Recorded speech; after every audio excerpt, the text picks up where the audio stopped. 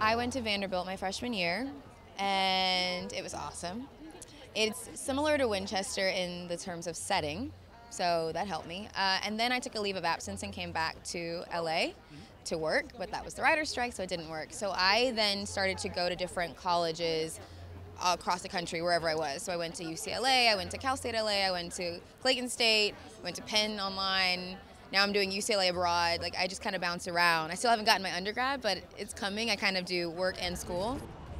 I went to NYU, and so I went to Tisch, the theater school there, and so I didn't necessarily have like a college campus type experience of like, you know, fraternities and stuff like that, which in some ways I kind of missed, but because the city is your campus, but it was a lot of artsy people, a lot of interesting people, a lot of smart people, and I think you know, in some ways, you know, I grew the most during that time in my life, learning so much about myself in a big city that kind of reflects back to you who you are and maybe even who you want to be. Interestingly enough, my college experience was awesome. I went to NYU, and there's so many people that I still am close with, but Justin, the writer and director of the series and the movie, I went to high school with.